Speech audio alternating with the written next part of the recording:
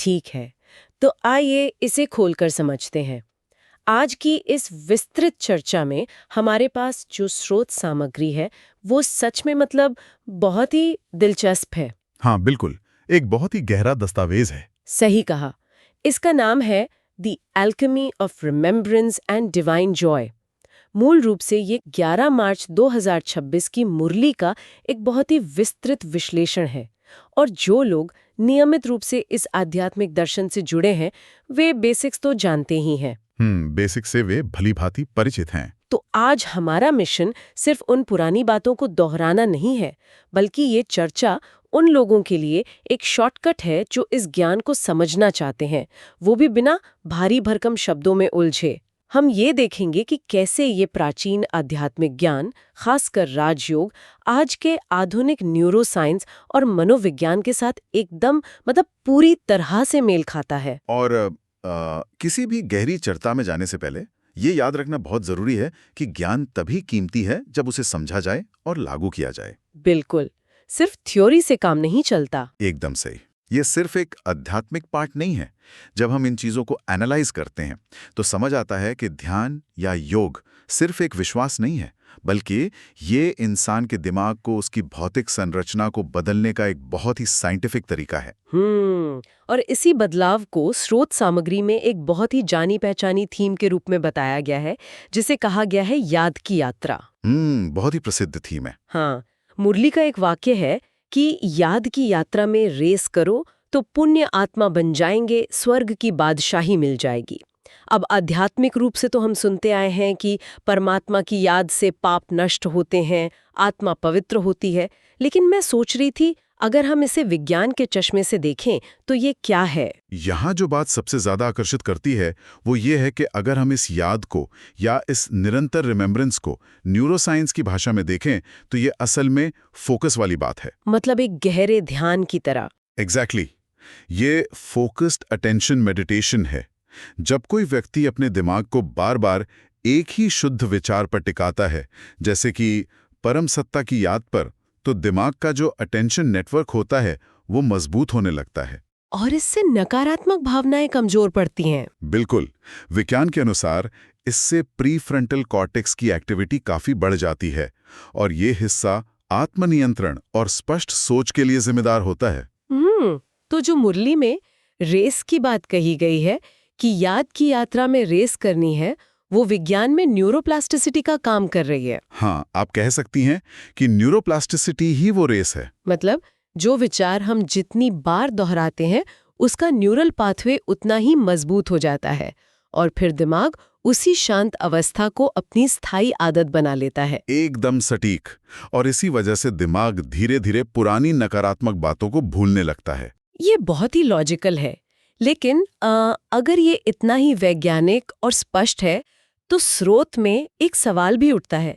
जो लोग लंबे समय से अभ्यास कर रहे हैं उनमें से कुछ को वो अतीन्द्रिय सुख, जिसे सुपर सेंशुअस जॉय कहा गया है, वो अनुभव क्यों नहीं होता?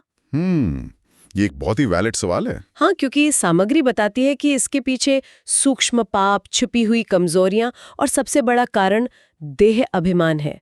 तो मनोविज्ञान इस रुकावट को कैसे समझाता है? अगर हम इसे साइकोलॉजी की नजर से देखें तो ये सब आंतरिक संघर्ष या इनर कॉन्फ्लिक्ट का नतीजा है।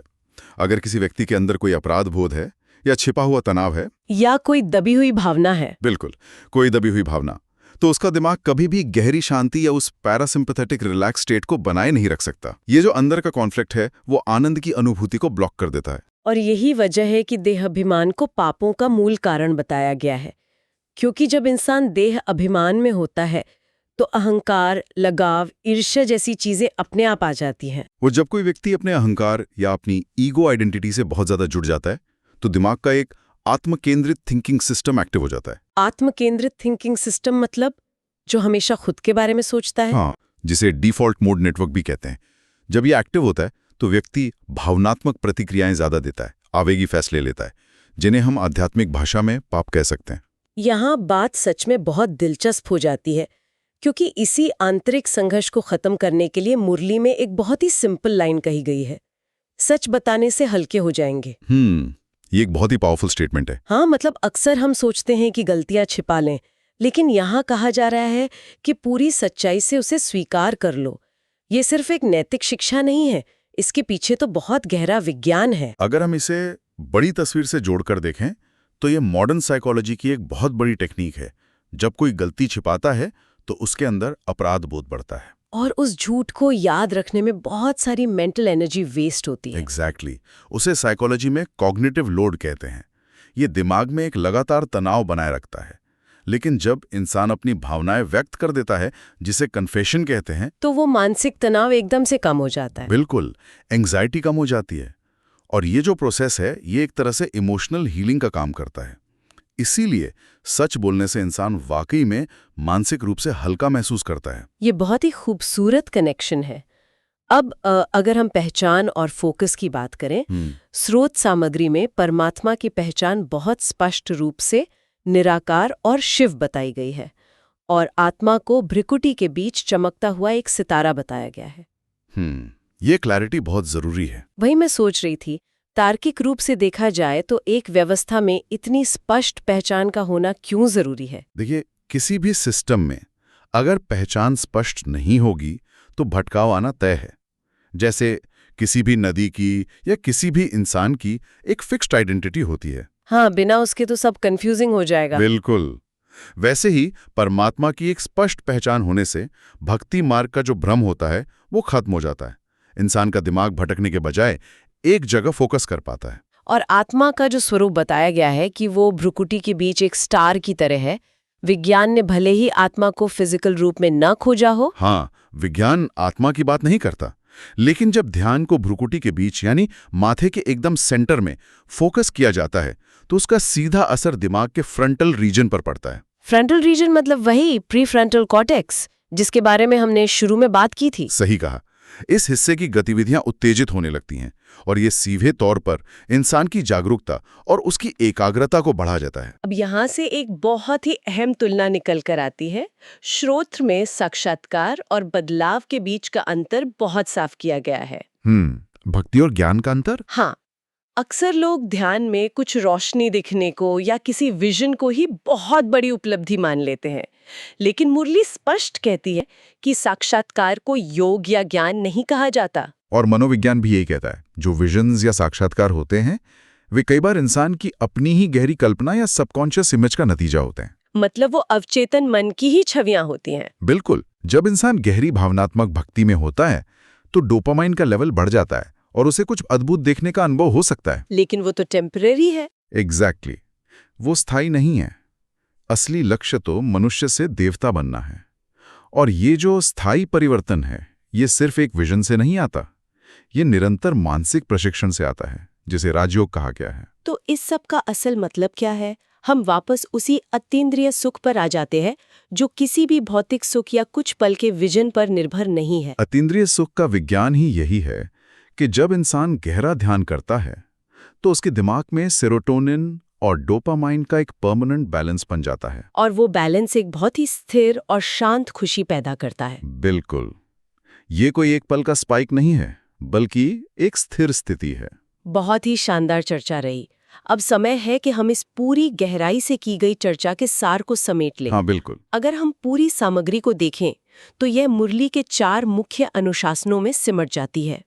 पहला है निरंतर याद, दूसरा पूर्ण सच्चाई, तीसरा देह अभिमान का नाश, और चौथा है पापी से पुण्य आत्मा में परिवर्तन। बिल्कुल सही। और इन सब का सबसे मेन फॉर्मूला यही है कि याद से पवित्रता आती है, पवित्रता से आध्यात्मिक शक्ति मिलती है और उसी शक्ति से वो ईश्वरीय स्थिति प्राप्त होती है।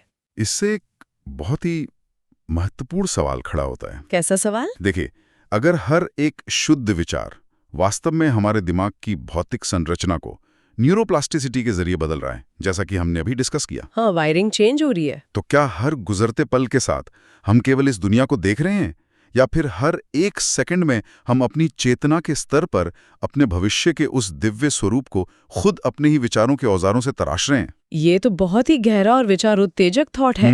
मतलब हमारे विचार सिर्फ विचार नहीं है, वो छेनी और हथौड़े की तरह काम कर रहे हैं। बिल्कुल, वो हमें गढ़ रहे हैं। और ये सवाल निश्चित रूप से सुनने वालों के लिए एक बहुत ही पावरफुल टेक अवे है।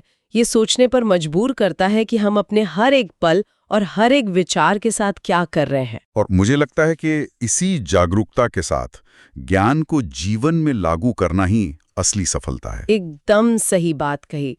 उम्मीद है कि ये चर्चा सुनने वालों को इस प्राचीन ज्ञान को एक नए वैज्ञानिक नजरिए से देखने और अपने जीवन में प्रैक्टिकली उतारने के लिए प्रेरित करेगी।